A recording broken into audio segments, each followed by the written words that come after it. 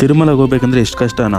ನಮಸ್ಕಾರ, welcome back to my channel. ನಾವು ಇವತ್ತು ತಿರುಪತಿಗೆ ಹೋಗೋದೇ ವ್ಲಾಗ್. ಈಗಾಗಲೇ ಲಾಸ್ಟ್ ವಿಡಿಯೋದಲ್ಲಿ ಬೆಂಗಳೂರಿಂದ ತಿರುಪತಿಗೆ ಹೇಗೆ ಹೋಗೋದು ಅಂತ ಹೇಳಿರ್ತೀವಿ. ನಮ್ಮೂರಿಂದ ಆಟೋ ಇಟ್ಕೊಂಡು ಬಸ್ ಸ್ಟಾಪ್ ಹೋಗ್ತಾ ಇದ್ವಿ. ಹೋಗಿ 5 ನಿಮಿಷಕ್ಕೆ ಒಂದು ಬಸ್ ಸಿಕ್ತು ತಿರುಪತಿಗೆ. ಯಾವಾಗ ನನ್ನ ಚಿಕ್ಕ ವಯಸ್ಸಲ್ಲಿ ಕರ್ಕೊಂಡು ಹೋಗಿದ್ದಂತೆ ಅದಾದ್ಮೇಲೆ ಇವತ್ತೇ ಹೋಗ್ತಿರೋದು. ಫ್ಯಾಮಿಲಿ ಜೊತೆ ಇದೇ ಸೆಕೆಂಡ್ ಟೈಮ್ ಹೋಗ್ತಿರೋದು. ಬಸ್ ಅವನು ನಮ್ಮೂರಿಂದ 1 ಅವರ್ಗೆ ಕರ್ಕೊಂಡು ಹೋಗ್ಬಿಟ್ಬಿಟ್ಟ.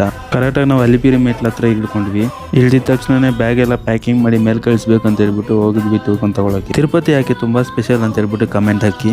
ಹಂಗೆ ಹಿಂಗೋ ಪ್ಲಾನ್ ಹಾಕಿ ಬ್ಯಾಗ್ನೆಲ್ಲ ಪ್ಯಾಕ್ ಮಾಡಿ ವಾಪಸ್ ಕಳ್ಸೋದಕ್ಕೆ ಹೋದ್ವಿ. ಅಲಿಪಿರಿ ಮೆಟ್ನ ಎಡಭಾಗದಲ್ಲಿ ಪ್ಯಾಕಿಂಗ್ ಸಿಸ್ಟಮ್ ಇರುತ್ತೆ. ಅಂದ್ರೆ ದೇವಸ್ಥಾನದ ಕಡೆಯಿಂದಾನೇ ಪ್ಯಾಕಿಂಗ್ ಸಿಸ್ಟಮ್ ಮಾಡಿ ದೇವಸ್ಥಾನದ ಮೇಲೆ ಭಾಗದಲ್ಲಿ ನಾವು ಕಲೆಕ್ಟ್ ಮಾಡ್ಕೋಬಹುದು. ಇವಾಗ ಊಟ ಮಾಡ್ಕೊಂಡು ಓಡೋಣ ಅಂತ ಹೇಳ್ಬಿಟ್ಟು ಊಟ ಮತ್ತೆ ಚಪಾತಿ ಮಾಡ್ಕೊಂಡು ರೆಡಿ ಆಗ್ತಿದೀವಿ. ಚಪಾತಿ ತಿಂದಿದ್ದೆ ನಾವು ಹೋಗಿದ್ದು ಟೋಕನ್ ತಗೊಳಕ್ಕೆ. ಪಟ್ಟಂತ ಟೋಕನ್ ತಗೊಂಡು ಓಡೋಣ ಅಂತ ಹೇಳ್ಬಿಟ್ಟು ಓಡ್ತಾ ಇದೀವಿ. ಬಿಸಿಲಂತೂ ಬೆಂಗಳೂರು ಕಂಪೇರ್ ಮಾಡ್ಕೊಂಡ್ರೆ 2-3 ಪಟ್ಟು ಜಾಸ್ತಿ ಇದ್ದಂಗೆ ಅನಿಸುತ್ತೆ. ಈ ಟೋಕನ್ ನೋಡ್ತಿದ್ರೆ ನಮ್ಮ ಮಗನೂ ಕಾಣ್ತಿಲ್ಲ, ಏನೂ ಕಾಣ್ತಾ ಇಲ್ಲ. ಆಯ್ತು ಅಂತ ಹೇಳ್ಬಿಟ್ಟು ಪೂಜೆ ಮಾಡ್ಬಿಟ್ಟು ಓಡೋಣ ಅಂತ ಹೇಳ್ಬಿಟ್ಟು ಪೂಜೆ ಮಾಡ್ತಾ ಇದೀವಿ. ನಾವು ಇಲ್ಲಿಂದ ಓಡೋದಕ್ಕೆ ಮಧ್ಯಾಹ್ನ ಆಗ್ತೈತೆ. ನಾವು ಎಷ್ಟು ಗಂಟೆ ರೀಚ್ ಆಗ್ತೀವಿ ನಮಗೆ ಗೊತ್ತಿಲ್ಲ.